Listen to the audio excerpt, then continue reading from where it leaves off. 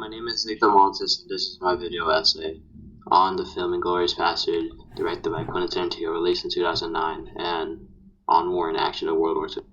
Here's a quick plot summary of the movie. It begins by setting up the story where Hans Landa meets a farmer, and he is interrogating the farm to find some Jews. He questions the farmer, and he sets up the farmer to eventually give up the Jews that he's hiding under the basement. Then get introduced to Brad Pitt. Brad Pitt is a colonel working to find Nazis and scalp their head to fight in the World War II. Hans Landa let out a Jew just for the heck of it, and he found the Jew later, but he did not know it was the Jew under the basement. So then he reunites with the Jew, and he talks to her, but the Jew girl is making a plan to fight against them in the future. Brad Pitt and the Jew girl make a plan to fight against the girls and guys who are Nazis.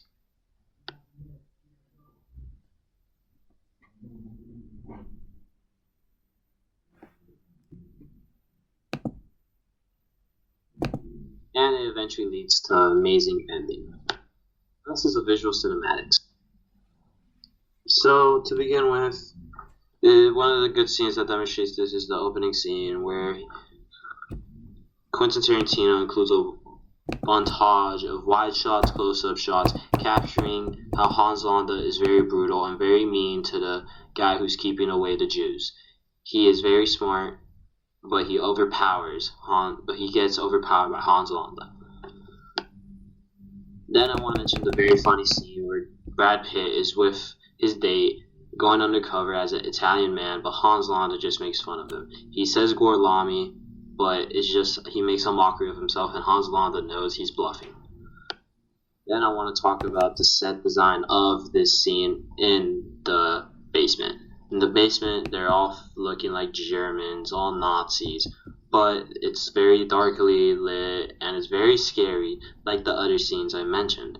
It's a very good scene and very intense.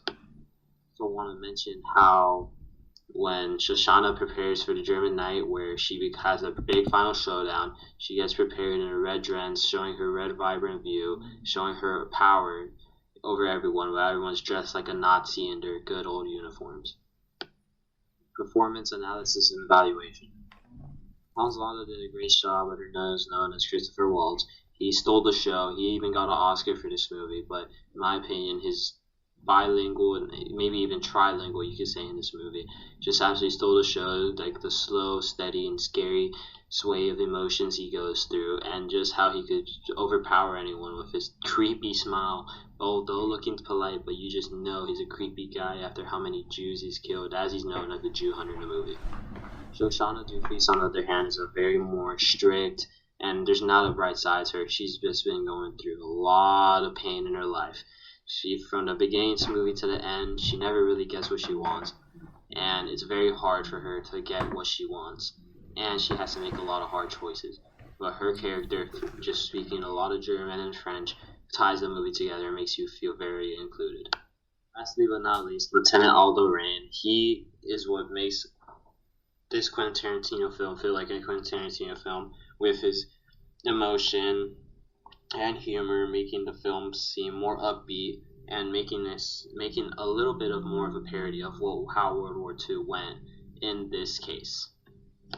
There are many themes in this movie. Themes of hiding who you are, showing your true emotions, fighting for what is right, and essentially the movie is trying to portray another world, a fictional world of World War II. The director's style. He has a lot of wide and close-up shots, a lot of panning and tracking, kind of showing who has the higher hand in the film. For example, in Pulp Fiction, he has that in that one special scene where they're down in the basement of the music store.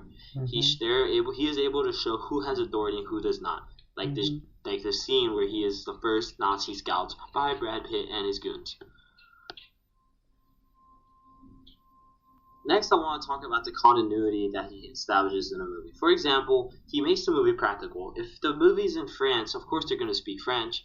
They're not going to speak English like some other movies tailor to the American audience, but he always keeps this consistent. For example, Christopher Waltz has to speak French. He had to learn how to speak French in a better manner to carry out this movie.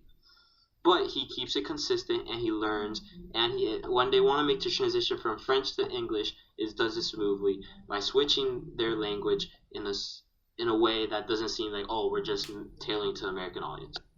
You could also see this in Kill Bill, the Volume 1, when Black Mama is fighting Orenshi, when she is talking straight Japanese to her, showing, oh, this is not a Hohatani sword, and then she shows her, and then it's like, dang, they all fight, and then Orenshi gets in a fight, and then after she slices the Black Mama in the back, you see her dripping blood in her yellow suit. She says, stupid Caucasian girl, they're all bent to lose. Overall, Quentin Tarantino is a mastermind behind his films. I rate this movie a 9.2 out of 10. It's really good. I only recommend it to children 16 or older because this movie includes a lot of harsh themes, a lot of violence, a lot of gory moments, and a lot of hard topics that may be difficult to talk about. Thank you.